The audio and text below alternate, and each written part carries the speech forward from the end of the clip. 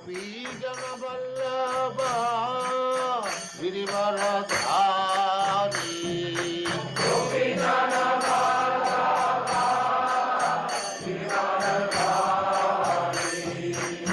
गोपीजन वल्लभ गिरिवरधारी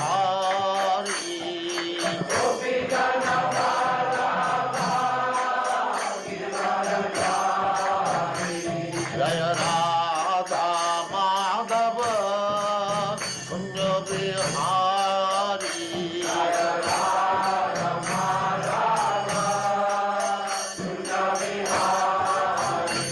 जय राधा माधव कुंज बिहारी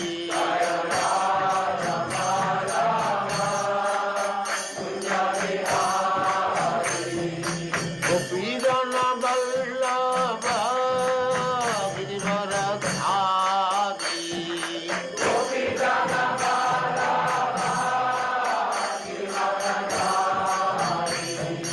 गोपीजन वल्लभ गिरिवरधारी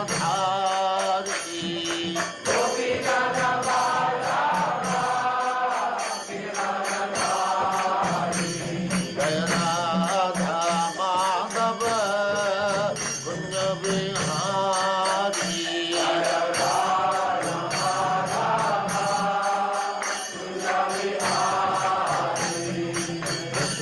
यशोदानंदन व्रज जन रंजन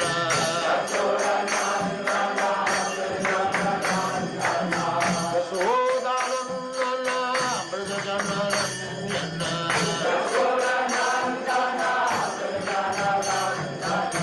यशोदानंदन व्रज जन रंजन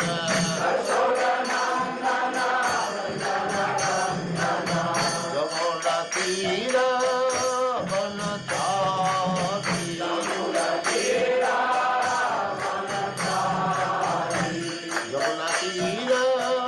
वनचारी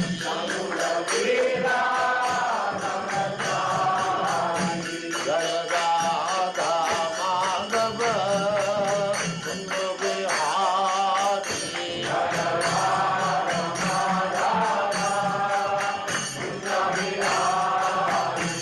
जय राधा माधव कुंज बिहारी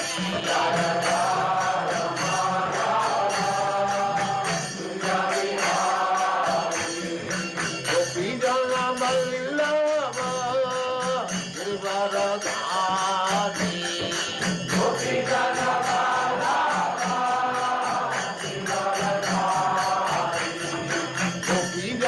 वल्लभ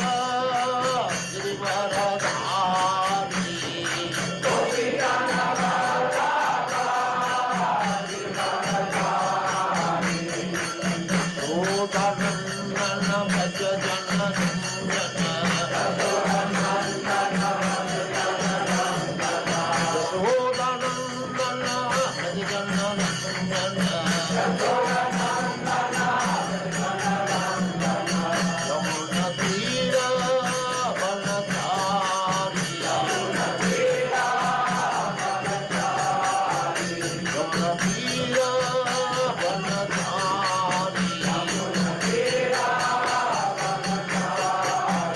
जय राधा माधव कुंज बिहारी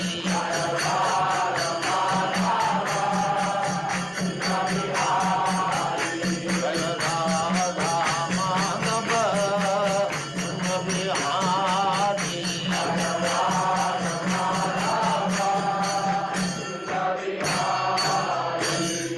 जय स्वाधर्मं सुपरिव्राजकाचार्य सुप्रदर्शनस्मान् भक्ति सिद्धांत सरस्वती भूषाणि सौवादी जय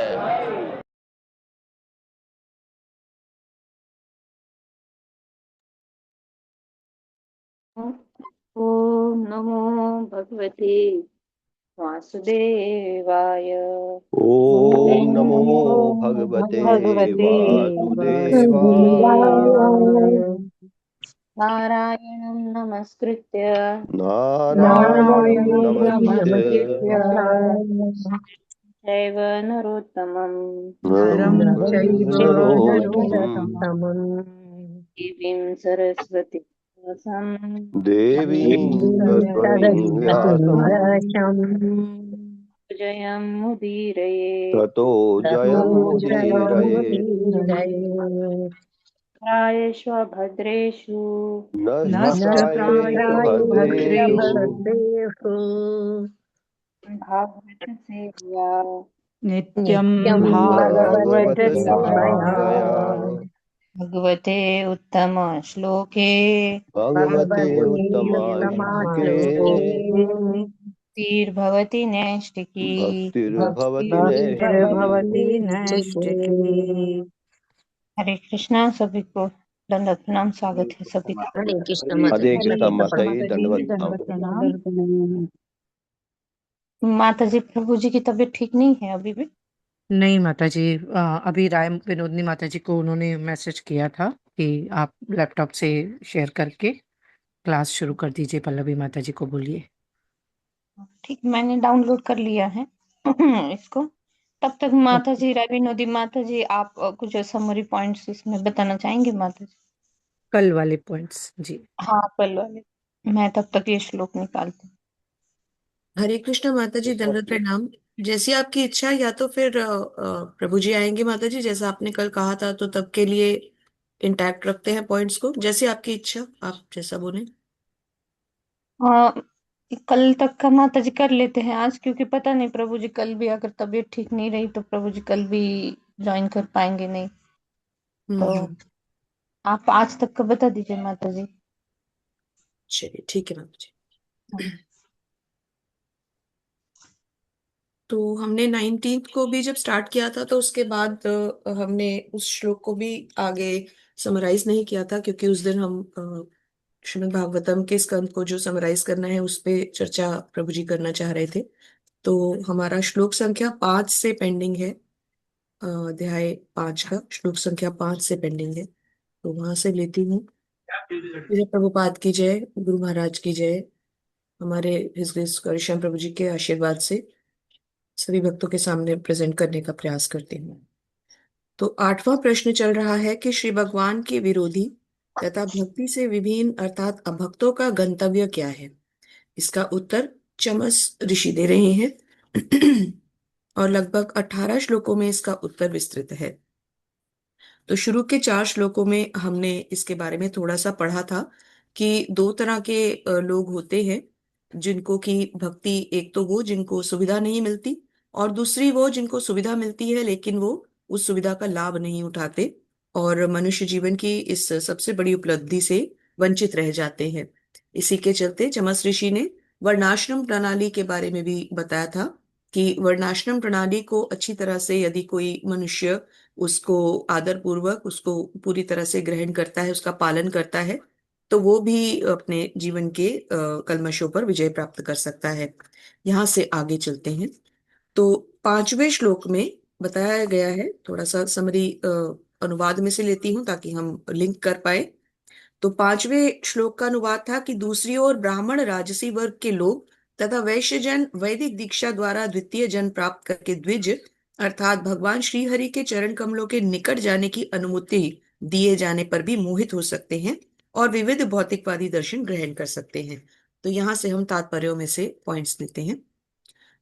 तो श्री प्रभुपाद के शिष्य, श्री प्रभुपाद द्वारा अपने शिष्यों के द्वारा कहा गया है कि इंद्रियां इतनी प्रबल होती हैं कि न केवल मनुष्यों अपितु देवताओं को भी अपने वश में कर लेती हैं, और इसी कारण इंद्रिय तृप्ति की इच्छा जीव को भगवान के श्री चरण कमलों की बजाय भौतिक इच्छाओं द्वारा ग्रास बना देती हैं।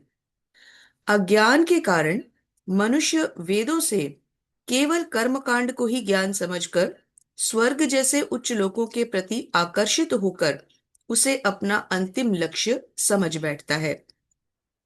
कभी कभी ऐसे लोग कठिन तप आदि भी करते हैं। यहाँ पर प्रभुपाद जी ने शिष्यों द्वारा टिपिकली चातुर्मास के पालन को हाईलाइट किया है, क्योंकि कुछ लोग चातुर्मास में बहुत कठिन तप करते हैं, तो उनके बारे में यहाँ काफी लंबा वर्णन है। तो कभी कभी ऐसे लोग कठिन तप आदि भी करते हैं, परंतु बिना भगवान को अर्पित किए गए यज्ञ और तप आदि सभी व्यर्थ हैं। फिर अगले श्लोकों में बताया गया है, ऐसे व्यक्ति अधमता को प्राप्त होते हैं। मनुष्य का प्रथम कर्तव्य कर्म तथा ज्ञान द्वारा भौतिकता को त्याग कर श्री भगवान के चरण कमलों की शरण लेना है। आगे कर्मों को व्याख्या करके बताते हैं। कर्म केवल श्री विष्णु की तुष्टि के लिए संपन्न होना चाहिए। यह समस्त ब्रह्मांड भगवान विष्णु को यज्ञ स्वरूप अर्पित किया जाना चाहिए, जिससे कि जीव भगवान के शाश्वत धाम पहुंच सकता है। इसके विपरीत मिथ्या अहंकार के मद में चूर जीव स्वयं की पहचान अपने से करके स्वयं ही अपना पतन करवा लेता है। सृष्टा के प्रथम जीव ब्रह्मा भी प्रलय के बाद मृत्यु को प्राप्त करते हैं, तो फिर सामान्य जीव का तो औचित्य ही क्या है। रजोगुण के प्रभाव से ग्रसित होकर मनुष्य भौतिकवादी इच्छाओं के वशीभूत होकर कामुक हो जाता है और क्रोध के अधीन होकर पाप करने लगता है। कभी कभी तो ऐसा व्यक्ति भगवत भक्तों का अपमान करके महान तप पाप का फल भोगता है। इसी अवस्था में और भी अधिक फंसता हुआ मनुष्य अपने गृहस्थ जीवन को केवल काम का आश्रय अर्थात इंद्रिय तृप्तियों के भोग का घर बना बैठता है। अमानवता की चरम सीमा पर पहुंचकर वह पशु हत्या भी करने लगता है और इस तरह से वो भगवान की बनाई हुई इस सुंदर प्रकृति का घोर अपमान करता है और पाप का भागीदार बन जाता है। फिर अंतिम श्लोक में हमें समझाया गया कि जिस प्रकार चंद्रमा का प्रकाश, यहाँ बहुत सुंदर उपमा दी है प्रभुपाद जी ने अपने शिष्यों द्वारा, कि जिस प्रकार चंद्रमा का प्रकाश वास्तविकता में सूर्य का परिवर्तित प्रकाश है, उसी तरह जीव के गुण उसके नहीं अपितु भगवान के गुण हैं। परंतु जीव अपनी प्रभुत्वता की प्रकृति के कारण इस सत्य को भुलाकर अज्ञान के गर्त में गिर जाता है।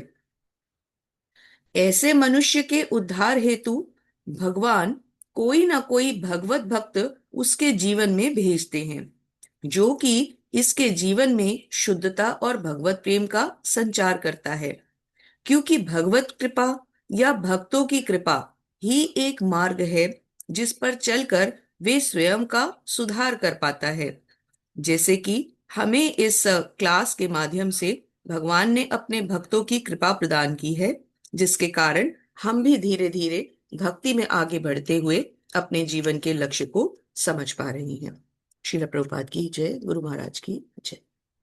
यहाँ तक कल का कंप्लीट हुआ था। हरे कृष्ण। बहुत सुंदर आपने मेरी बताई। प्रभु जी सुनते तो वो भी बहुत खुश हो जाते लेकिन फिर बहुत ज्यादा पेंडिंग हो जाएगा। मैंने सोचा डिवोटीज भी थोड़ा उसको रिकॉल कर पाए। तो जैसे माता जी ने बताया कि चमस मुनि, निमि महाराज जो है चमस मुनि को पूछते हैं कि जो भगवान के पूजा नहीं करते तो उनका क्या होगा। तो तीसरे श्लोक में इस 11वें स्कंद के 5वां अध्याय हमारा चल रहा है और तीसरे श्लोक में आप अगर पीछे जाएंगे श्लोक, आप जिनके पास भागवतम है वो जाएंगे तो वहां पर 2 तरह के बताए हैं कि जो 2 प्रकार के लोग हैं भगवान की पूजा नहीं करते। एक तो है अवजानंती और एक जो है अज्ञानी। तो जो न भजंती और अवजानंती, जो लोग अज्ञानता के कारण जो भगवान की पूजा नहीं करते, और दूसरे अवजानंती यानी लोग जो घमंड के कारण जो जानबूझकर भगवान की अनादर करते हैं, भगवान की पूजा नहीं करते। जैसे हम कल के श्लोकों में हम देखे कि कैसे अपने घमंड के कारण वेद तो हमने पढ़ लिए है, फिर हमने तो सब जान लिया है, घमंड आ जाता है इनको। और फिर दुर्मति व्यक्ति की बुद्धि, लास्ट श्लोक में हमने देखा, इसमें 9वें श्लोक में दुर्मति व्यक्तियों की बुद्धि उस मिथ्या अहंकार से अंधी हो जाती है और फिर वैदिक अनुष्ठानों की सफल संपन्नता पर जो आधारित है मिथ्या अहंकार से जो अंध मदांध हो जाते हैं। एक होता है अंध और एक होता है मदांध। मद से, मद यानी इतना मद उनके ऊपर, अहंकार उतने उनके ऊपर चढ़ जाता है कि मेरे जैसा कोई नहीं। और फिर इस मदान्ध से वो क्या करते हैं, भगवान और भगवान के भक्त दोनों की निंदा कर बैठते हैं। तो ये 8वां प्रश्न चल रहा है। निमि महाराज ने जो प्रश्न पूछा है, चमस मुनि उसका उत्तर दे रहे हैं। और बहुत सुंदर ये सब चल रहा है कि वेदों का जो कर्म कांड का भाग है वो थोड़ी उन लोगों के लिए, ये विभाग जो है उन लोगों के लिए छूट देता है जो अवैध मैथुन है, मांसाहार है, नशा है, इन चीजों में जो बहुत आसक्त है। और लेकिन उसमें भी जो ये छोड़ नहीं पाते, उनके लिए कुछ नियम वेदों में दिए हुए, जैसे वैवाहिक जीवन में मैथुन तथा कुछ जो विशेष यज्ञ है उनके दौरान नशापान हो, मांसाहार हो, इसकी अनुमति दी गई है। नहीं है ऐसा नहीं है कि नहीं, ये तो सब झूठ है, ये तो बोल रहे वेदों में ऐसा है, वेदों में है, लेकिन वो किन के लिए है? इसलिए वेद शास्त्र जो है वो किन्हीं गुरु के माध्यम से, जिन्होंने इनके सार तत्व को जान लिया है, उसका निष्कर्ष क्या है, तो जिन्होंने जान लिया है उनके माध्यम से हमें जानना चाहिए। यहाँ तक कि भागवत तो ये ग्रेजुएट स्टडी है। भगवत गीता भी जो हम बोलते हैं कि जो शुरू का हमारा ग्रंथ है, उसको भी हम नहीं जान पाते भगवत गीता को। तो गुरु के माध्यम से जिन्होंने ये जान लिया है, उनके माध्यम से ही सीखना बहुत जरूरी है। और जब ये गुण आते हैं, जैसे माता जी अभी समरी में बता रहे थे कि जैसे ये गुण आते हैं, ये गुण भी कहाँ से आ रहे हैं? ये सब भगवान से है। कोई भी एक चीज, एक वस्तु कर्ण यहाँ भी नहीं है कोई जो भगवान उसके स्रोत ना हो। भगवान के बिना कुछ यहाँ पर है ही नहीं, सब कुछ भगवान से ही आता है। लेकिन ये गुण जो है, ये तीनों गुणों के, इस माया के गुणों के कारण आवरण, जो माया की शक्ति आवरणात्मिका, तो इससे ढक जाते हैं और इसके कारण वो दुर्गुण प्रकट होने लगते हैं। जैसे भगवत गीता के 16वें अध्याय में सुर और असुर भाव बताया जाता है कि दोनों व्यक्ति में, बद्ध जीव में दोनों रहते हैं, सुर और असुर। बस पानी हमें किसको देना है वो जरूरी है। तो ऐसे लोगों के बारे में बताया गया है। कुछ कुछ यहाँ पर जो चीजें हैं वो हमारे जीवन में भी हम देख लेते हैं, भक्ति में भी। और जो अभक्त है उनके जीवन में तो ज्यादा दिखते हैं, लेकिन भक्ति में भी कुछ कुछ चीजें हैं जो अभी भी वो कल्मश हमारे जीवन में दिखते हैं, अनर्था दिखते हैं। तो इसको हम जानकर कैसे हम निकल सकते हैं बाहर? तो जैसे माता जी बोल रहे थे, इसलिए भगवान के भक्तों का संग बहुत जरूरी है। जब तक हम भक्तों का संग नहीं करेंगे और उच्च भक्तों का हम गाइडेंस नहीं लेंगे, तब तक ये हम इससे बाहर नहीं निकल सकते। ठीक है, आगे हम बढ़ते हैं। अभी 10वें श्लोक में बढ़ेंगे। तो ये सब पीछे का सब सार था श्लोकों का, माता जी ने बताया। तो फिर आगे हम श्लोक में बढ़ेंगे। सर्वेषु शश्वतनुभृत्सु अवस्थितम् यथाखम् आत्मनम् अभीष्टम् ईश्वरम् वेदोपगीतं च न शृण्वते बुधा मनोरथानां प्रवदन्ति वार्तया। साथ में पढ़ेंगे। सर्वेषु शश्वतनुभृत्सु अवस्थितम् सर्वेषु सर्वेषु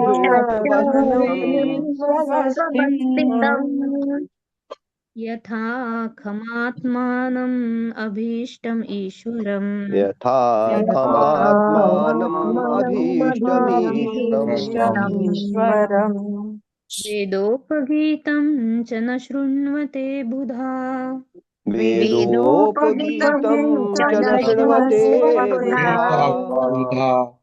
मनोरथानां प्रवदन्ति वार्तया। मनोरथानां प्रवदन्ति वार्तया। सर्वेषु समस्त शाश्वत नित्य तनुभृत्सु देहधारी जीवों में अवस्थितम स्थित यथा, जिस तरह खम आकाश आत्मानम परमात्मा को, अभिष्टम अत्यंत पूज्य, ईश्वरम परम नियंता को, वेद उपगीतम वेदों द्वारा प्रशंसित, च भी न शृण्वते नहीं सुनते हैं, अबुधाहा अज्ञानी जन, मनोह रथानाम मन माने आनंद के, प्रवदंती परस्पर चर्चा करते रहते हैं, वार्तया विषया। अबुधा फिर से यहाँ पर आया है अबुधा। तीसरे श्लोक में भी आया था कि 2 शब्द यूज किए गए थे चमस मुनि जो है कि यम एषाम पुरुषाम साक्षात आत्मप्रभम ईश्वरम न भजन्ति अवजानन्ति। न भजन्ति जो नहीं भजन करते, और अवजानन्ति जो आदर अनादर करते हैं अज्ञान के कारण, मद में मदांध होकर वो अपमान करते हैं भगवान और भगवान के भक्तों की निंदा करते हैं। और यहाँ पर इनको अबुदह बताया गया है, अज्ञानी जन। तो इसको पढ़ेंगे हम साथ में। प्रत्येक देहधारी जीव के हृदय के भीतर, प्रत्येक देहधारी जीव के हृदय के भीतर शाश्वत स्थिर रहते हुए भी शाश्वत स्थित रहते हुए भी भगवान उनसे पृथक रहते हैं। श्री भगवान उनसे पृथक रहते हैं। जिस तरह की सर्वव्यापक आकाश जिस तरह की सर्वव्यापक आकाश किसी भौतिक वस्तु में किसी भी भौतिक वस्तु में घुल मिल नहीं जाता, घुल मिल नहीं जाता।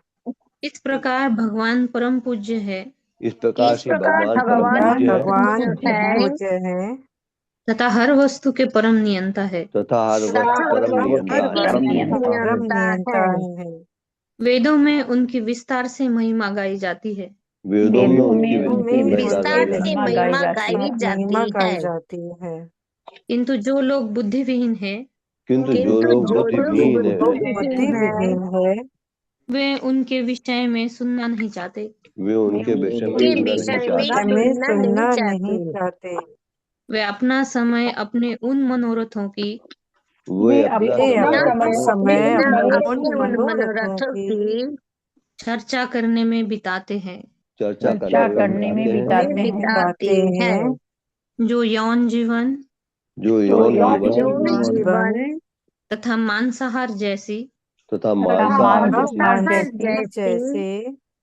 स्थूल इंद्रिय तृप्ति से संबंधित होते हैं। स्थूल इंद्रिय से संबंधित होते हैं। हाँ, ऐसे बुद्धिविहीन लोग जो हैं, ना ही वो उनकी कोई श्रद्धा है, ना ही वो कुछ सुनना चाहते हैं, और ना ही बोलना चाहते हैं। बोलते हैं तो वो क्या बोलते हैं, जैसे कौवा गंदगी पर जाकर कौ कौ कौ कौ करता रहता है। हमने पहले अध्याय में, पहले स्कंद में हमने सीखा था तीर्थमुशंति मानसा, कि जो हंस होते हैं वो हंस शुद्ध जल पर बैठते हैं, लेकिन भौतिकतावादी जो इंद्रिय तृप्ति में लिप्त है, यौन जीवन है, मांसाहार है, इंद्रिय तृप्ति है, उनका स्थान कहाँ रहता है? वो कूड़े करकट पर ही जाकर बैठते हैं। वहां पर हंस नहीं दिखेंगे, वहां पर कौवे ही दिखेंगे, जहां पर ग्राम्य वार्ता, इंद्रिय तृप्ति की वार्ताएं चल रही है। तो ऐसे लोग जो होते हैं वो चर्चा भी करते हैं। तो किसकी चर्चा करते हैं? अपने उस मनोरथ की, कि जहां पर उनको आनंद मिल रहा है। अभी उनका मन भी कहाँ लग रहा है? इंद्रिय तृप्ति के विषयों में। तो वहां पर चर्चा करेंगे, वहां पर ही उनको इंटरेस्ट आएगा। तो लेकिन भगवान, यहाँ पर बताया गया है कि भगवान जो है पूर्व वेदों में भी उनकी महिमा गाई गई है, लेकिन वेदों को उस भाग को उनको लेना ही नहीं। जिनका जो जो गुणों में है वो शास्त्रों में भी वो वही लेता है।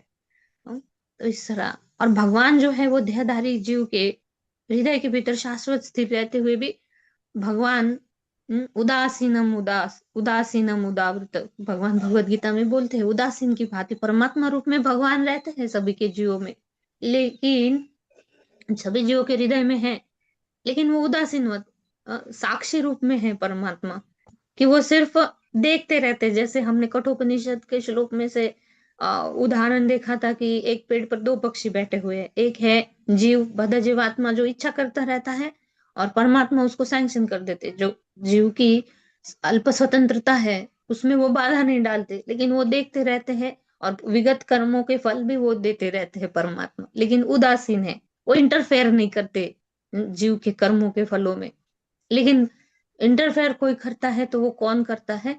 जब वो जीवात्मा, वो बद्ध जीवात्मा जब फिर से भगवान से उन्मुख हुआ है, वो फिर से भगवान के चरण कमलों की शरण लेता है, तब भगवान जरूर उसमें इंटरफेयर करते हैं।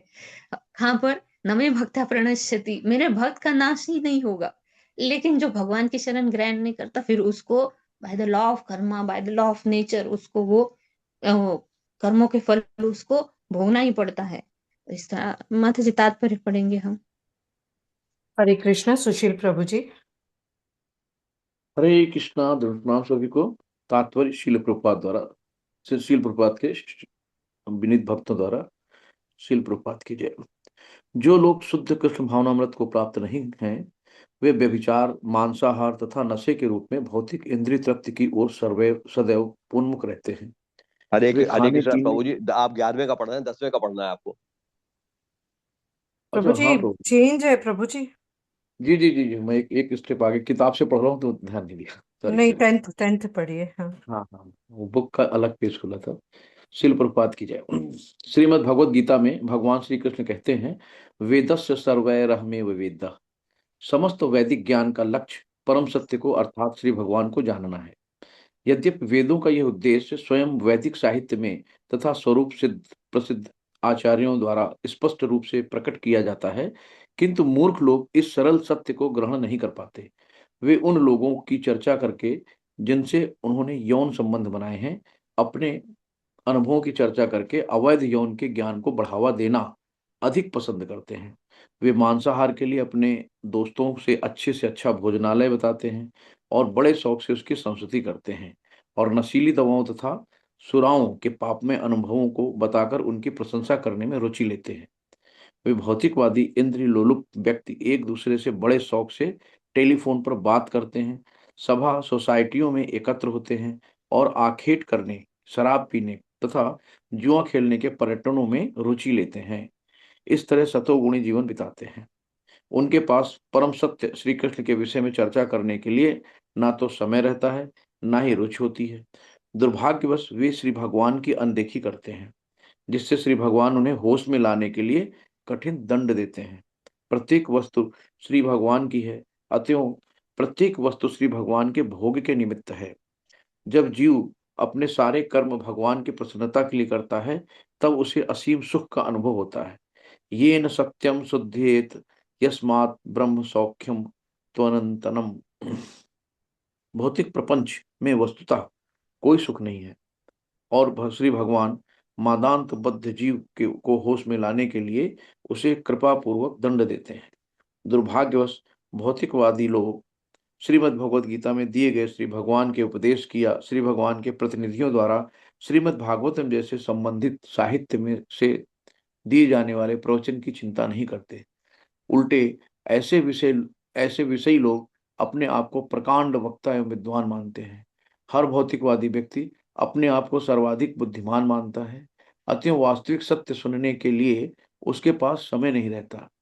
फिर भी जैसा कि इस श्लोक में कहा गया है कि श्री भगवान बद्ध जीव के हृदय में धैर्य पूर्वक प्रतीक्षा करते हुए उसी के भीतर बैठे हुए परमात्मा को पहचानने के लिए उसे प्रोत्साहित करते हैं। बद्ध जीव द्वारा इस तरह श्री भगवान को पहचानना कल्याण तथा सुख की शुरुआत है। हरे कृष्ण आदरण पांचवी हरे हरे कृष्ण। कृष्णा। धन्यवाद प्रभु जी। तो जो अनुवाद में जो श्लोक में बताया गया था कि जिस तरह सर्वव्यापक आकाश किसी भी भौतिक वस्तु में घुल मिल नहीं जाता, आकाश सर्वत्र है। जहां भी हम देख रहे हैं, जहां भी साइंस में हम पढ़ चुके हैं कि जहां भी खाली जगह है वहां पर आकाश है, आकाश तत्व वहां पर उपलब्ध है, लेकिन आकाश उसमें घुल मिल नहीं जाता। जैसे एक मटका है मिट्टी का, उसमें आकाश है अंदर, जहां पर भी खाली जगह दिख रही है वहां पर आकाश है। वो मटका टूट जाएगा, वो आकाश तभी भी है, लेकिन वो आकाश उसमें घुल मिल नहीं जाता कि हाँ मटके में जो आकाश है, मटका टूट गया और आकाश तत्व भी वो नष्ट हो गया। ऐसे आकाश सभी जगह पर है, लेकिन उसमें घुल मिल नहीं जाता। परमात्मा की शक्ति जो है, भगवान की शक्ति है, वो शक्ति से ही सब कुछ बना हुआ है। बहिरंगा शक्ति से, वो शक्ति सभी जगह पर है। भगवान का वो ब्रह्म से, महत तत्व से जो हम पढ़ चुके हैं, वो सब ये सब उसी से बना हुआ है, और एक एक की जीव के हृदय में भगवान परमात्मा रूप में स्थापित है। परमात्मा इसमें बाधा नहीं डालते, उदासीन की तरह देखते हैं, लेकिन अंदर से प्रेरणा भी देते हैं। परमात्मा, कभी कभी हम बोलते हैं ना, अंतरात्मा से आवाज आ रही है कि कभी कभी कोई गुनाह करता है, कोई गलती करता है, तो अंदर से लगता है अरे ये करना चाहिए, नहीं करना चाहिए। कभी कभी वो मन का रहता है, कभी कभी बुद्धि हमें, ये मन तो हमेशा संकल्प विकल्प में ही रहता है, करूं या ना करूं, ये करूं वो करूं, अभी करूं बाद में करूं, ये सब संकल्प विकल्प देता रहता है। लेकिन बुद्धि जो है उसका विश्लेषण करती है। बुद्धि अगर हमारी प्रगाढ़ है शास्त्रों से और शास्त्रों के विधि विधानों से प्रगाढ़ विद्वान है, बुद्धि हमारी विद्वत्ता है, तो वो बुद्धि विश्लेषण करके बताती है ये सही है नहीं है। कभी कभी बुद्धि बताती है, लेकिन कभी कभी बहुत अंतरात्मा से आवाज आती है, क्या मैं गलत कर रहा हूँ, क्या मैं मुझे करना चाहिए नहीं करना चाहिए, क्या करना चाहिए। कभी कभी परमात्मा भी अंदर से प्रेरणा देते हैं, लेकिन वो कितना हम परमात्मा से कनेक्टेड है, कितना हम भगवान से कनेक्टेड है, उसके ऊपर डिपेंड है कि वो हम सुन पाते हैं नहीं सुन पाते हैं। तो जितना भौतिक विषयों में लिप्त रहेंगे, उतना हम परमात्मा से, उतना हम हमारी अंतरात्मा से हम दूर चले जाते हैं। क्यों? क्योंकि इंद्रियों के द्वारा हम जो भी ले रहे हैं, उसका जड़त्व हमारे सूक्ष्म इंद्रियों पर, हमारे सबकॉन्शियस माइंड पर, इसके ऊपर वही विषयों का जड़त्व चढ़ जाता है, और बार बार मन उसी का विचार करने लगता है। टेलीफोन पर बातें कर रहे, आधा घंटा 1 घंटा आप क्या बातें कर रहे, इसकी उसकी निंदा कर रहे हैं, या फिर ऐसे कहाँ पर मध्य अच्छा वाला मध्य मिलता है, कहाँ पर अच्छे वाली पार्टी कर सकते हैं, कहाँ पर। ये अगर जीवन शैली ऐसी है किन्हीं की, तो बहुत मुश्किल है फिर, बहुत मुश्किल है कि अ, अपना कल्याण देखना, या फिर भगवत गीता, श्रीमद् भागवत, इन शास्त्रों से जो बताया गया है उसको भी धारण करना बहुत मुश्किल हो जाएगा। इसीलिए प्रभुपाद जी हमें 4 नियमों का दिए हैं, ताकि हम सत्व गुण में रहे। ये सब तमोगुणी जीवन शैली है।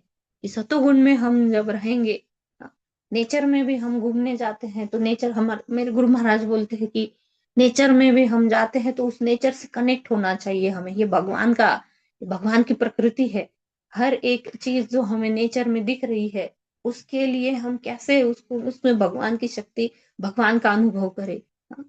तो ऐसा नहीं कि भक्त बन गए माने इतने हम त्यागी वैरागी हो गए कि अभी नेचर की तरफ भी नहीं देख रहे हैं। ये सब भगवान की शक्ति है, सभी कुछ भगवान। जैसे जैसे प्रभुपाद जी जब फ्रांस में गए थे, तो फ्रेंच लेडी देखकर बहुत सुंदर थी।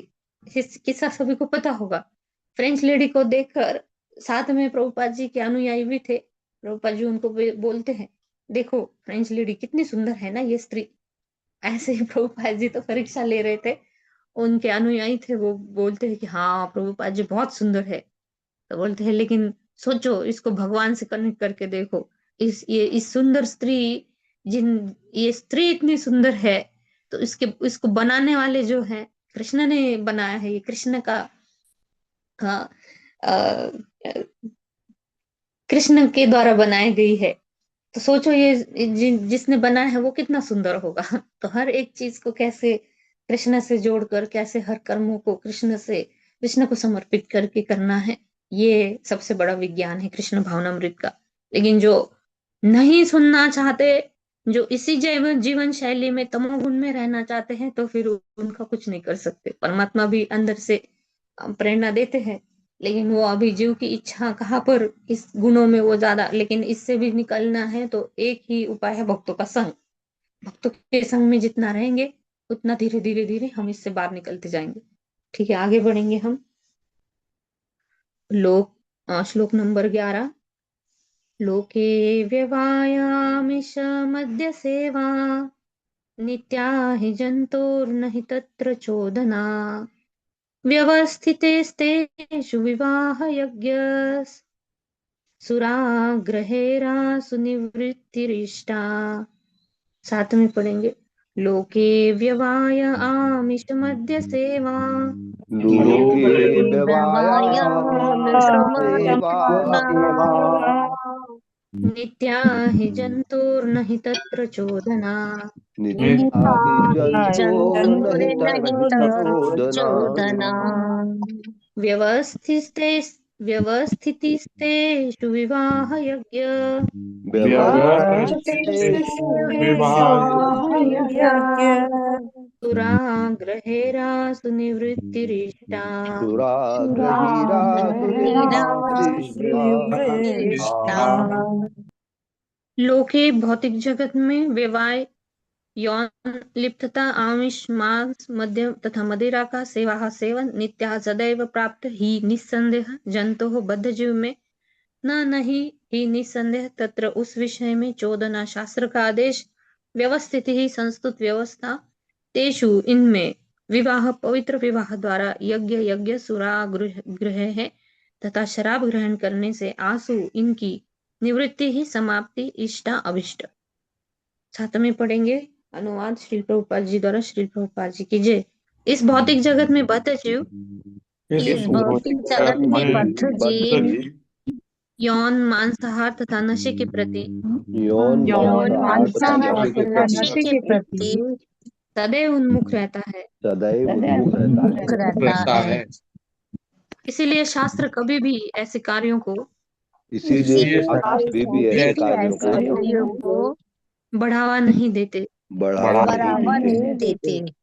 यद्यपि पवित्र विवाह के द्वारा यौन यद्यपि पवित्र द्वारा विवाह यौन के द्वारा यौन यज्ञों द्वारा मांसाहार यज्ञों द्वारा मांसाहार मांसाहार उत्सवों में सुरा के प्याले ग्रहण करके तथा तथा उपभोग उसमें ग्रहण से ग्रहण करके नशे के लिए नशे के लिए शास्त्रों का आदेश है, शास्त्रों का आदेश आदेश है। है। किंतु ऐसे उत्सवों किंतु ऐसे उत्सव मंतव्य उनकी ओर से परम मंतव्य उनकी ओर से विरक्ति उत्पन्न करना है। विरक्त उत्पन्न करना है। करना है। हाँ, ऐसे उत्सव का मंतव्य क्या है कि विरक्ति उत्पन्न करना है।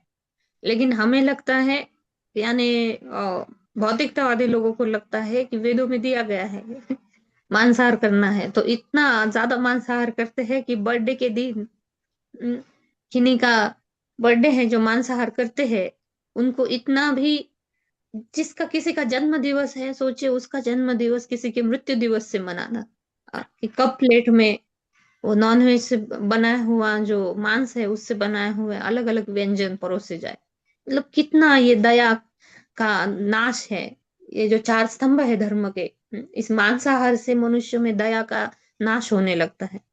तो कितना अदयालु बन गया है व्यक्ति कि एक बच्चे का जन्म दिवस के लिए वो क्या कर रहा है, किसी के मृत्यु दिवस से वो अपने बच्चे का जन्म दिवस मना रहा है। इतना मतलब दया नष्ट हो रही है लोगों के जीवन में से। इसीलिए सेंसिटिविटी जो है, दूसरों के प्रति दया भाव, दूसरे के दुख को समझना, ये सब कम कम होता जा रहा है।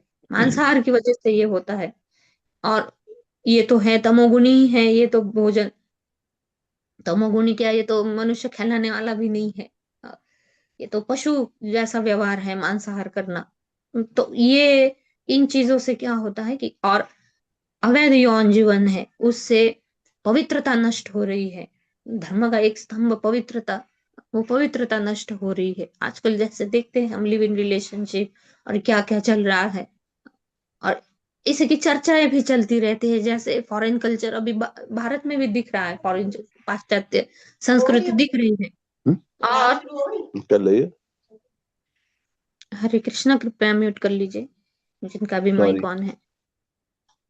तो ये सब चल रहा है, माने यहाँ तक कि कल मैं सुन रही थी कि यहाँ तक कि अभी फॉरेन में ऐसा कल्चर चल रहा है कि एक तो लिंग परिवर्तन तो कर ही देते हैं यौन जीवन की आसक्ति में, और दूसरा है कि कुत्ते बिल्ली बन जाना। अभी ऐसा कल्चर निकला है कि खुद को कुत्ता बिल्ली बनाना। और ये सब ऐसे, जैसे पिछले श्लोक में, जैसे तात्पर्य में हमने देखा, प्रभुपाद जी के अनुयायी बोलते हैं कि फोन पर, टेलीफोन पर ऐसी बातें करते। तो अभी ऐसा एक नया ट्रेंड चल रहा है कि कुत्ता बिल्ली बनना, और खुद को वैसे ही बाल बनाना, टैटू बनाना शरीर पर, और अपने नाखून बढ़ाना, और फिर उसको वैसे शेप देना, और फिर कुत्ते बिल्ली की तरह वो दिखना, पीछे दुम लगाना, कौन सबसे अच्छा कुत्ता है, कौन सबसे अच्छा बिल्ली है। इतना यहाँ तक, मतलब कितना जो है कि मनुष्य जो है अपने मनुष्य की जो उसमें गुण होने चाहिए उससे कितना पतित हो रहा है।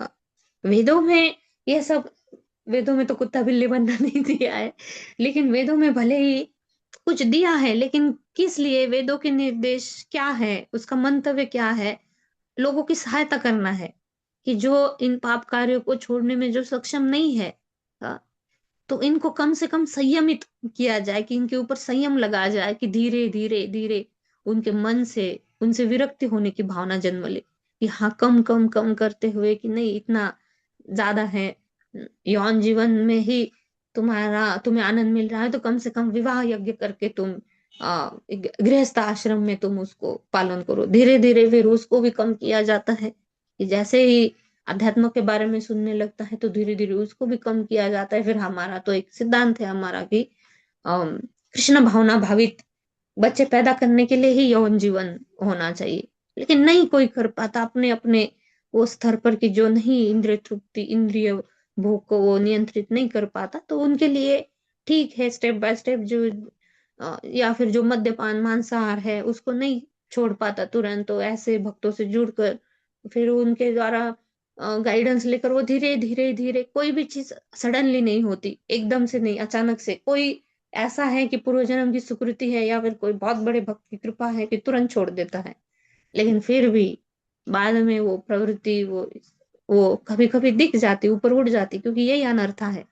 लेकिन भौतिकतावादी लोगों के लिए जो तुरंत नहीं छोड़ पाते, उनके लिए ये वेदों में संयमन के लिए उनको नियम डाले जाते हैं कि उनके ऊपर संयम लगाया जाए, तो इसीलिए है। लेकिन लोग क्या कर रहे हैं, हाँ, शास्त्र ऐसे कार्यों के लिए बढ़ावा नहीं दे रहे हैं, उसके ऊपर संयम डालने के लिए वो हेल्प कर रहे हैं शास्त्र, लेकिन लोग शास्त्रों का ही उपयोग करके गलत उपयोग करते हैं और उसको हथियार बना लेते हैं अपनी इंद्रिय तृप्ति का। जैसे फिर इसीलिए भगवान बुद्ध है, उन्होंने वेदों को ही खारिज कर दिया। हर एक मंदिर जो है वो स्लॉटर हाउस बन गया था कि पशु की बलि दो, यज्ञ करो, पशु की बलि दो, वेदों में दिया गया है पशु की बलि दो और अपना इंद्रिय तृप्ति कर लो।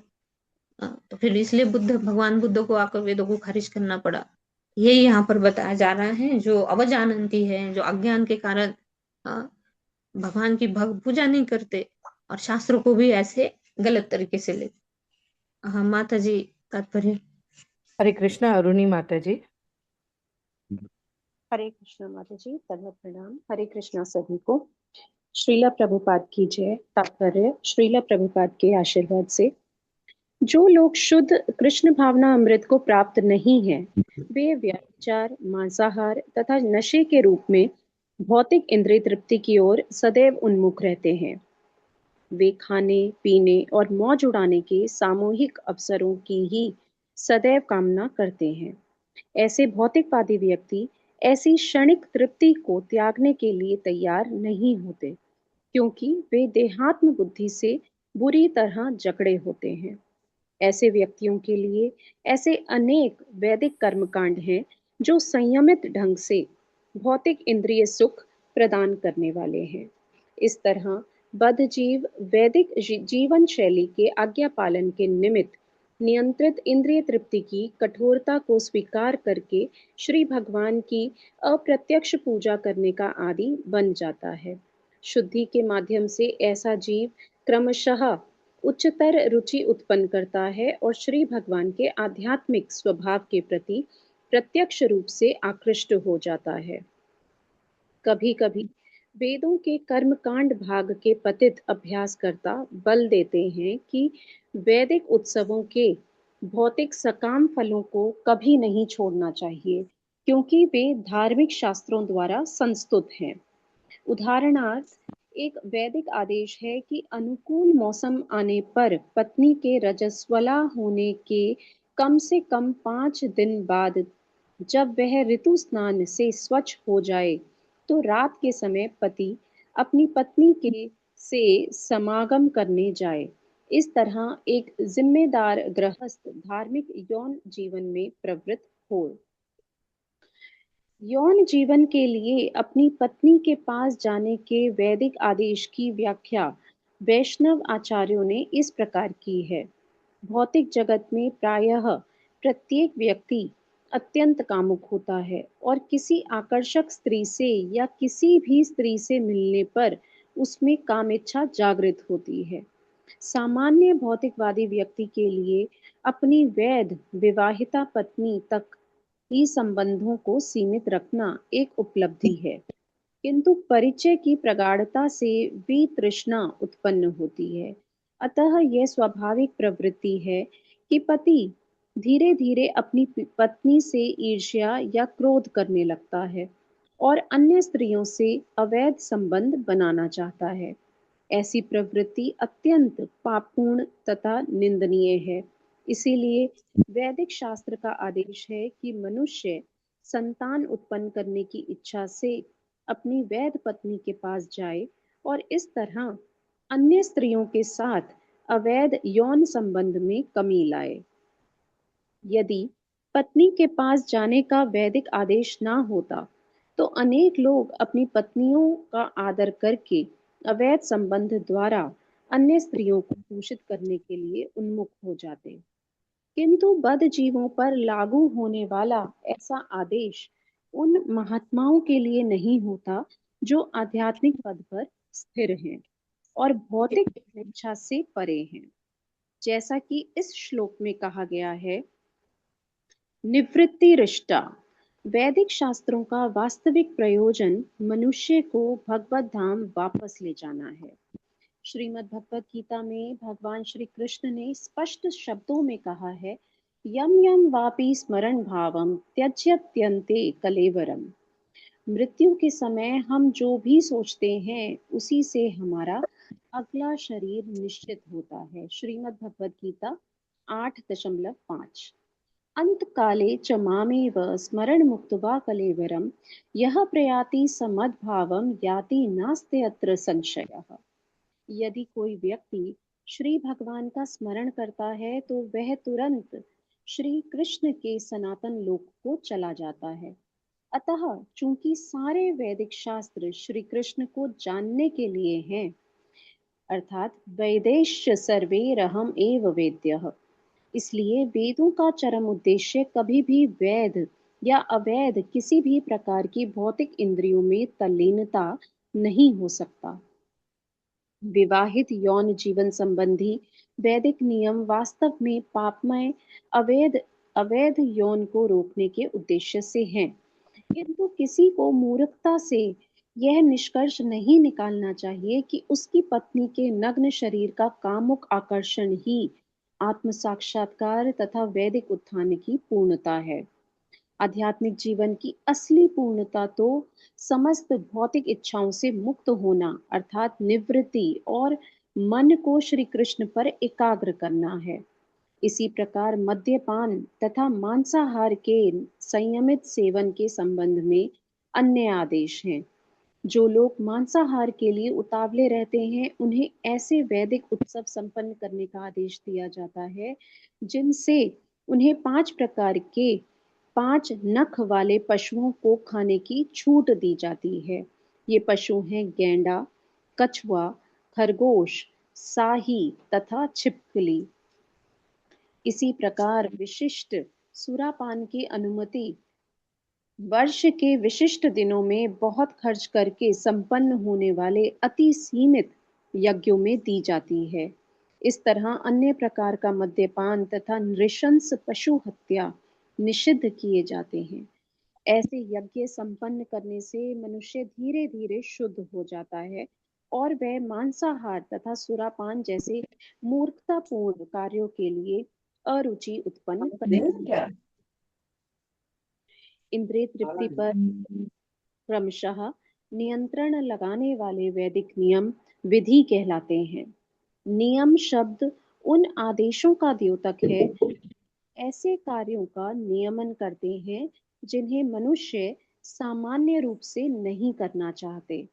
उदाहरणार्थ कहा गया है, अहरहः संध्याम उपासीत। मनुष्य को प्रतिदिन तीनों संधियों पर गायत्री मंत्र का जप करना चाहिए। यह भी कहा गया है, माघ स्नानम प्रकुर्वीत। मनुष्य को कड़ाके के जाड़े में भी नित्य स्नान करना चाहिए। ऐसे आदेश उन कार्यों की संस्तुति करते हैं जिनकी सामान्यतया उपेक्षा कर दी जाती है।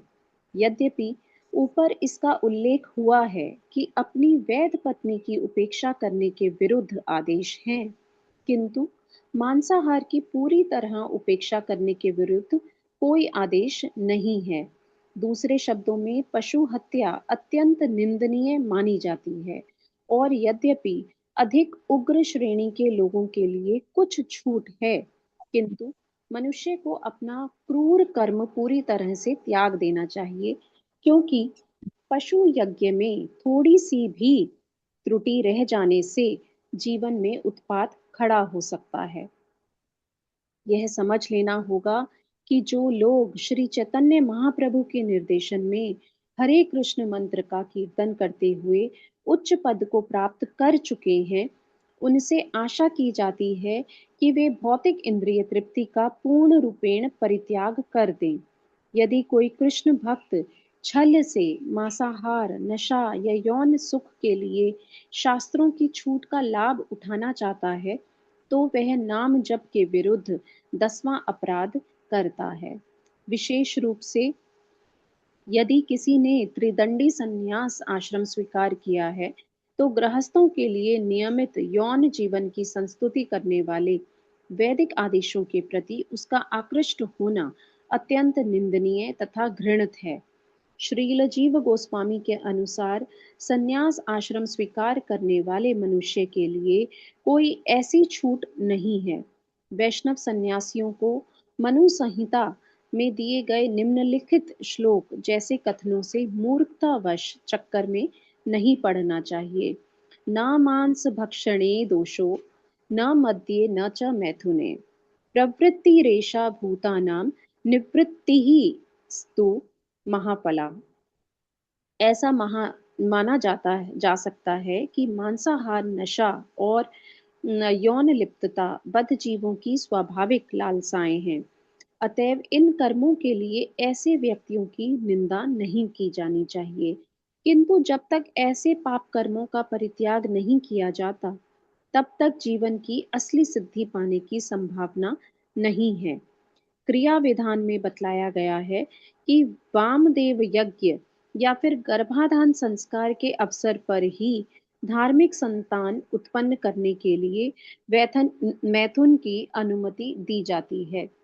यह भी कहा गया है कि कभी-कभी पितरों तथा देवताओं के प्रति किए गए यज्ञ के माध्यम से भगवान श्री हरि की पूजा करने में कुछ प्रकार के मांस प्रयुक्त होते हैं। इसी प्रकार सोमरस के पान के माध्यम से नशे का एक रूप प्राप्त है। किंतु यदि तथाकथित ब्राह्मण ऐसी भेंटों से आकृष्ट हो जाता है, तो वह तुरंत दूषित हो जाता है। वस्तुतः जो ब्राह्मण स्वयं ऐसे यज्ञ करते थे, वे स्वयं ना तो मांस ग्रहण करते थे, ना मदिरा। वे वस्तुएं क्षत्रियों द्वारा सेवन की जाती थीं, जिन्हें यज्ञ के ऐसे उच्चिष्ट पदार्थों को ग्रहण करने पर बुरा नहीं माना जाता था। किंतु श्री चैतन्य महाप्रभु के आंदोलन में यह देखा जा सकता है कि जो श्री कृष्ण के उच्च भक्त बनने के इच्छुक होते हैं, वे ऐसे सारे सकाम यज्ञों का तुरंत परित्याग कर देते हैं। शुद्ध भक्ति में किसी भी प्रकार के सकाम यज्ञ के लिए स्थान नहीं है। श्री चैतन्य महाप्रभु चाहते थे कि उनके सारे निष्ठावान अनुयायी 24 घंटे श्रवणम कीर्तनम विष्णु अर्थात श्री भगवान की महिमा को सुनने तथा कहने में लगे रहें। जो लोग अपने आप को श्री चैतन्य महाप्रभु का अनुयायी बताते हैं और निकट भविष्य में भगवत धाम वापस जाने हेतु गंभीरता से इच्छुक हैं, उन्हें बिना विचार किए वैदिक कर्मकांड के प्रति आकृष्ट नहीं होना चाहिए, जो कि भौतिक देहात्म बुद्धि से बुरी तरह जकड़े रहने वालों के लिए है। श्री चैतन्य महाप्रभु के अनुयायी ऐसे कलुषित अनुष्ठानों से हमेशा पृथक रहते हैं। हरे कृष्णा माता जी। धन्यवाद माता जी। धन्यवाद माता जी।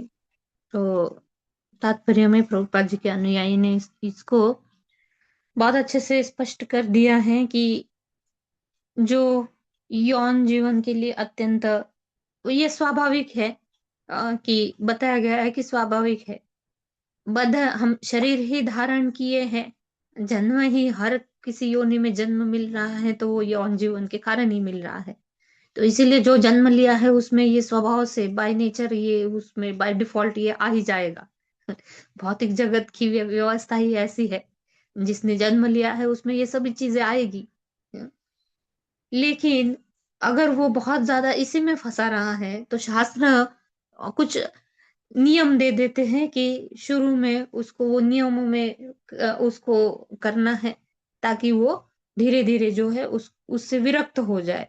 तो विवाह करके यौन जीवन नियमों में जीना है, इसका मतलब ये भी नहीं कि अपने, जहाँ यहाँ तात्पर्य में लिखा था, अपने पत्नी का वो शरीर देखकर उसको उसी में फंस जाना कि बस यही आत्म साक्षात्कार ही का वो यही मान ले कि हाँ चलो हमने विवाह करके ही हमने किया है सब। अ, तो ये सब वैध है, वैध तो है, लेकिन उससे भी ऊपर उठना है।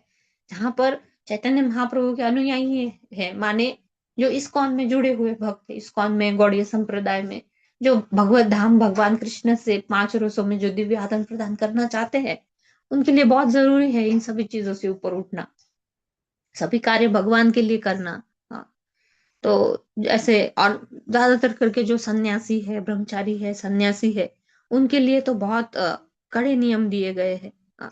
कि बताए कि वैष्णव सन्यासियों को मनु संहिता में दिए गए जो श्लोक है, न मांस भक्षणो दोषो न मद्ये न च मैथुने, कि अ,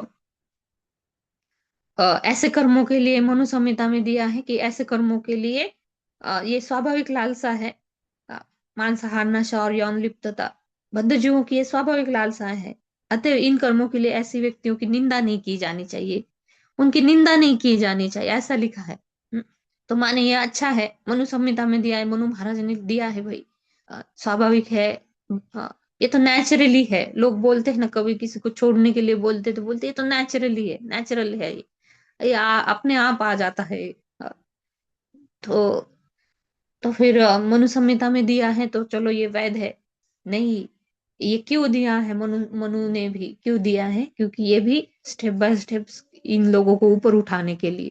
तो सन्यासी हो और ब्रह्मचारी सन्यासी हो या फिर भक्ति में जो भी लगे हो, जिनको भगवत धाम जाना है, लास्ट जो इसका सार था क्या था, ये यहाँ पर दिया है। निकट भविष्य में भगवत धाम वापस जाने की गंभीरता से इच्छुक, जो गंभीर है बहुत ज्यादा कि हाँ भगवत धाम जाना है, तो भगवत धाम हम तब तक नहीं जा सकते जब तक ये विकार हम में है। हाँ, तो इन विकारों से ऊपर उठना पड़ेगा तभी भगवत धाम जा सकते हैं हम। तो ये तो हो गया निवृत्ति मार्ग, लेकिन प्रवृत्ति मार्ग क्या है कि ये सब तो करना है कि नहीं, हाँ भाई अभी इन्हीं के ऊपर हम ध्यान देंगे, ये छोड़ना है, वो छोड़ना है, वो छोड़ना है। ये तो सब प्रभुपाद जी ने हमें नियम दे दिए हैं कि कैसे करना है, लेकिन हमें जो सबसे महत्वपूर्ण है वो क्या है, भगवान की सेवा करना, भक्तों की सेवा करना, वैष्णव की सेवा करना, नाम जप करना, मंगल आरती करना। हमारा सब प्रोग्राम प्रभुपाद जी ने दिया है, श्रीमद् भगवत गीता भागवत सुनना, श्रवण करना, ये सब दिया है, उसमें हमें ज्यादा ध्यान केंद्रित करना है। बाकी जो है वो नियमों के अनुसार हमें गुरु आचार्य ने जो नियम दिए हैं उसको भी पालन करना है। तो प्रवृत्ति और निवृत्ति दोनों मार्ग, हमारे लिए प्रवृत्ति मार्ग ज्यादा है।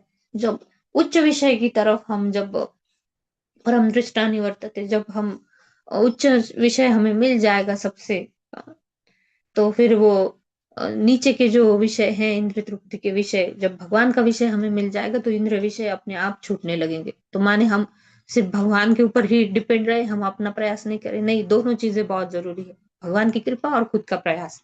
भगवान की कृपा आकर्षित करने के लिए हमें वो प्रयास करना पड़ेगा, तो इस तरह ये दोनों हमें करना पड़ेगा। और कि चैतन्य महाप्रभु के अनुयायी ऐसे कलुषित अनुष्ठानों से पृथक रहते हैं, ऐसे ना ही अनुष्ठान के प्रति हमें आकर्षण रखना है और ना ही इनकी हमें स्तुति करनी है, कि ना ही। और तो हमारे लिए सबसे महत्वपूर्ण क्या है, 24 घंटे श्रवणम कीर्तनम विष्णु स्मरणम। महाप्रभु चाहते थे कि उनके सारे निष्ठावान अनुयायी क्या करे, 24 घंटे श्रवणम कीर्तनम विष्णु स्मरणम। तो उससे भी हम साधना करते हैं। भक्ति रसामृत सिंधु में रूप गोस्वामी जी बताते हैं जो भी हम कर रहे, क्यों कर रहे हैं, क्यों करते हैं, हम सब गीता भागवत श्रवण करते हैं, नाम जप करते हैं, सब क्यों कर रहे हैं हम, दो ही चीजें, क्या कि सततम स्मरणम विष्णु और विस्मर्यंतम न जातु चित, कि भगवान का कभी विस्मरण नहीं होना चाहिए और भगवान को सतत स्मरण करना है। ये दो चीजें, कि भगवान को हम कभी ना भूल पाए। अगर हम इन विषयों में, भौतिक विषयों में हम अपना ध्यान लगाएंगे तो भगवान को भूल जाएंगे। भगवान की सेवा नहीं कर रहे माने हम माया की सेवा कर रहे हैं। और विष्णु स्मरणम में हम अपना सब ध्यान लगाएंगे सतत।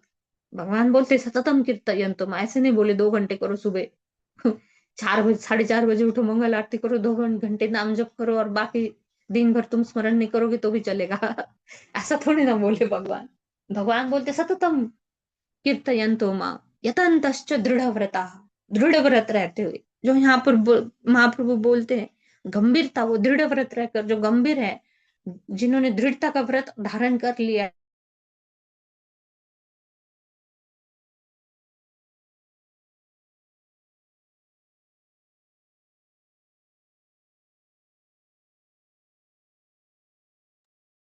माता जी आवाज नहीं आ रही। आवाज आवाज नहीं आ रही मतलब जी। हरे कृष्णा। हरे कृष्ण पल्लवी माता जी, आवाज नहीं आ रही।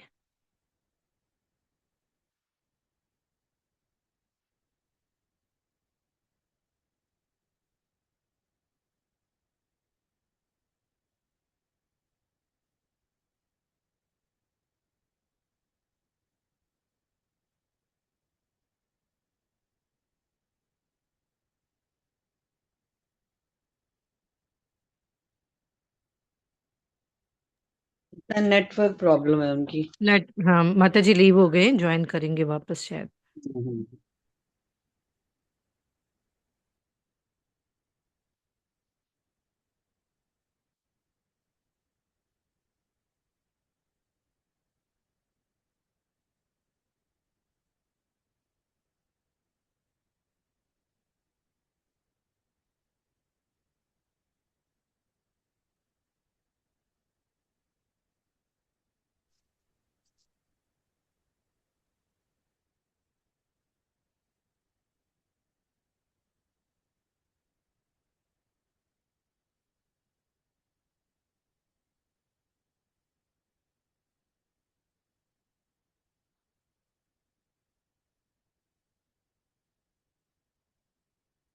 हरे कृष्ण, आवाज आ रही है अभी? जी जी माता जी। माता जी आ हाँ, रही है। सॉरी नेटवर्क चला गया था। तो यही हम चर्चा कर रहे थे और यहाँ पर विराम देंगे कि दृढ़ व्रत रहना है, सतत भगवान का स्मरण करना है। जो भौतिकतावादी लोग हैं, इनके बारे में उनकी प्रवृत्ति क्या है और कैसे इंद्र तृप्ति में लिप्त रहते हैं, लेकिन शास्त्र उनको भी हेल्प करते हैं। ऐसा नहीं कि शास्त्र सिर्फ भक्ति करने के लिए बोल रहे हैं, कि शास्त्र अलग अलग स्तर के लोगों को अलग अलग गुणों में जो है, इसीलिए अलग अलग तरह के हम शास्त्र भी देखते हैं कि सतोगुणी शास्त्र है, रजोगुणी है, तमोगुणी है। इसका मतलब ये नहीं कि वो उन गुणों को प्रस्तुत करते हैं, ये इसलिए है कि जो उन गुणों में है उनको अगले स्तर पर ऊपर उठाए। तो इसीलिए ये सब दिया गया है। जैसे जैसे इंजीनियरिंग पढ़ना है तो तुरंत हमें कॉलेज में नहीं डाला जाता, हमें फर्स्ट सेकंड स्टैंडर्ड से लेकर धीरे धीरे धीरे, किसी को पहले से ही पता है कि हाँ मुझे इंजीनियर बनना है, डॉक्टर बनना है, वो धीरे धीरे वैसे कोर्सेज, 10th के बाद वैसे कोर्सेज ज्वाइन करता है, फिर धीरे धीरे ज्ञान लेता है। तो ऐसे ही शास्त्र भी ऐसे ही ज्ञान देते हैं स्टेप बाय स्टेप। तो लेकिन जो तुरंत भक्ति में जुड़ गए हैं उनको शास्त्रों का ये करके उनको उसका मिसयूज नहीं करना चाहिए या फिर गलत तरीके से नहीं लेना चाहिए। तो नहीं तो 10वां नाम अपराध बताया गया है कि इतना नाम जप करने के बाद भी अगर कोई श्रद्धा न रखते हुए फिर भी भौतिक आसक्ति में लगा हुआ है वो, तो नाम के प्रति अपराध हो जाता है उसका। हाँ, तो और नाम के प्रति जब अपराध हो जाता है तो बहुत मुश्किल है फिर ऊपर उठना, बहुत मुश्किल हो जाएगा। तो हम इसीलिए डेली नाम अपराध पढ़ते हैं। 10 नाम अपराधों से हमें बच कर रहना है। क्यों? क्योंकि ये भक्ति में हमारा फॉल डाउन जो है सबसे ज्यादा जो है इसी से होता है नाम के प्रति अपराध। इसलिए हम डेली उसको पढ़ते रहते हैं, नाम अपराध, नाम अपराध। नाम के बल पर पाप करना ये भी एक अपराध है, लेकिन यहाँ पर जो 10वां नाम अपराध बोला है, श्रुत्वा प्रीति नाम महात्म्यम, यह कि जो नाम महात्म्य को सुन रहा है, अ, फिर भी भौतिक आसक्ति में ही वो लगा हुआ है। नाम की इतना महिमा सुनने के बाद भी अगर उसका भौतिक आसक्ति में ही मन लग रहा है, तो फिर वो आ, कि यथा च उपदेशः नाम अपराधा अश्रद्धालु, हाँ प्रीति रहितो धमः अहम आदि परमो नामनि सोपि अपराध कृत अपि प्रमादः। भगवान नाम का महिमा श्रवण करने पर भी भौतिक आसक्ति बनाए रखना, यानी भगवान नाम के जप में पूर्ण विश्वास है ही नहीं आपका, यानी हमारा, अगर हम फिर भी भौतिक आसक्ति में लिप्त है तो बहुत इससे बचकर रहना है भक्तों को, कि फिर भी भौतिक, हाँ ठीक है आसक्ति थोड़ी बहुत है, लेकिन हमें क्या करना चाहिए, उससे ऊपर उठने का प्रयास करना है। ऐसा नहीं कि चलो इसमें आसक्ति है, मेरी खाने में है, या फिर कुछ देखने में है, कुछ कपड़े पहनने में है अलग अलग जगह पर लोगों की आसक्ति रहती है, वो तुरंत छूटना बहुत मुश्किल है। वेदों में भी दिया गया स्टेप बाय स्टेप, कोई तुरंत नहीं छोड़ पाता। तो हाँ, हम प्रयास करें भक्तों से जुड़कर, भक्तों के संग में रहते हुए, काउंसलर है, मेंटर है, उच्च जो हमारे से ऊपर भक्त हैं उनको पूछे कि कैसे हम धीरे धीरे इससे ऊपर उठ सकते हैं। तो प्रयास करना बहुत जरूरी है इससे ऊपर उठने के लिए। किन के लिए है ये सब चीजें किन के लिए है? जिनको भगवत धाम जाने में गंभीरता है। गंभीर नहीं है तो रिलैक्स रहिए, जो करना है वो करिए। कोई भी आपके ऊपर कंपल्शन नहीं है, कोई भी बोलेगा नहीं आपको कि मंगल आरती अटेंड करो सुबह 4:30 बजे, 4 नियमों का पालन करो, 16 माला जप करो। जिनको गंभीरता है भगवत धाम वापस जाना, भगवान की सेवा करना, फिर से अपना जो रियल आइडेंटिटी है उसको हमें प्राप्त करना, जो गंभीर है, सीरियस है, उनके लिए है। जिनको नहीं जाना है, अगर इस जन्म में नहीं, हम अगले किसी जन्म में जाएंगे, तो फिर रिलैक्स रहिए। यहीं पर हम विराम देंगे। वाञ्छकल्पतरुभ्यश्च कृपा सिंधुभ्यैव च पतितानां पावनेभ्यो वैष्णवेभ्यो नमो नमः। अनंत कोटि वैष्णव वृंद की जय। श्रील प्रभुपाद जी की जय। नामाचार्य श्री हरिदास ठाकुर की जय। श्रीमद् भगवत महापुराण की जय। श्रीमद् भागवत महापुराण की जय। धन्यवाद सभी का। हरे कृष्णा। किसी को कोई प्रश्न है तो आप, हरे कृष्णा माता जी, दंडवत प्रणाम। प्रश्न है किसी को तो पूछ सकते हैं, नहीं तो फिर यही विराम देंगे। मीनल तिवारी माता जी, हरे बोलिए कृष्ण माता। माता जी। माता जी, आपने लास्ट में ऐसे हमारे ऊपर ऐसा बॉम्ब फेंका, जैसे कृष्ण भगवान लास्ट में बोलते हैं ना, अभी मैंने तुमको पूरा ज्ञान दे दिया, अभी तुमको सुनना है तो सुनो, तुमको जो करना है वो करो। आपने भी हमें वैसे ही बता दिया। भगवत धाम वापस जाना है तो फॉलो करो, नहीं करना है तो आपकी मर्जी, आपको जो करना है वो करो। क्योंकि भगवान खुद स्वतंत्रता देते हैं माता जी। भगवान ने जी, वही स्वतंत्रता दी है, तो हम भी कोई नहीं है ना कि उनकी स्वतंत्रता पर बस वही स्वतंत्रता आपने क्यों दी।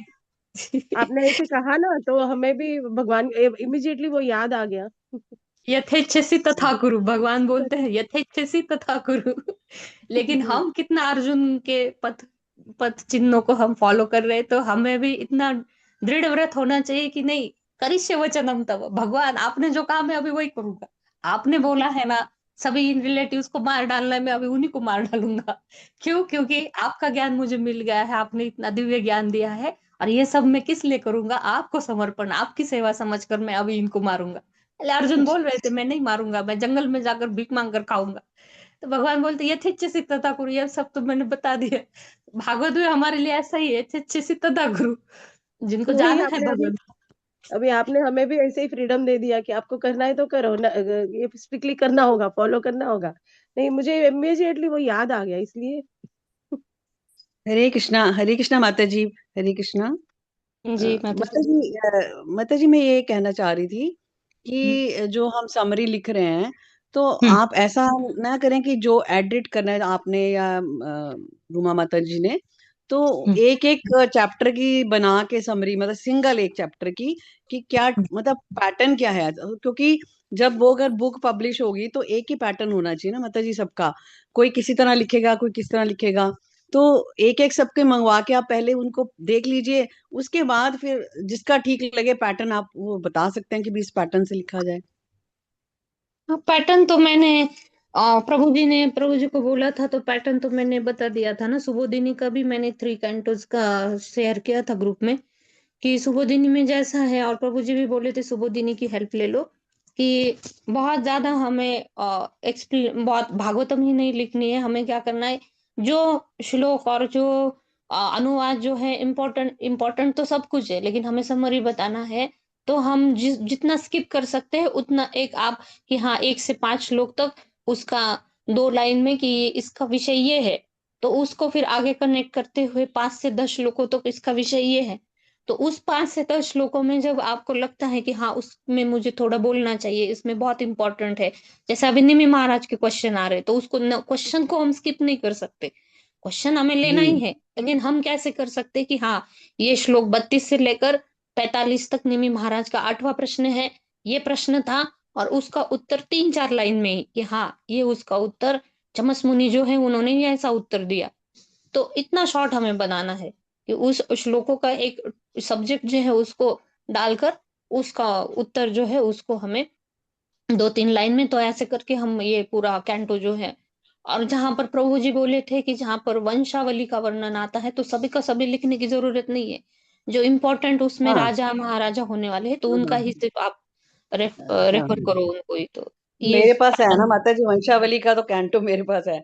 9th उसमें कैंटो है सारी क्या आपके पास? वंशावली 9th कैंटो है? माता जी। हाँ, और एक और मैं बात कह रही थी कि अगर आपके पास कैंटो 9 की है पीडीएफ क्या, सुबोधनी की? नहीं माता जी, 3 कैंटो 3 तक ही जो सॉफ्ट कॉपी है वो कैंटो 3 तक ही अवेलेबल है, बाकी आगे की नहीं, बाकी तो बुक ही लेनी अच्छा पड़ेगी।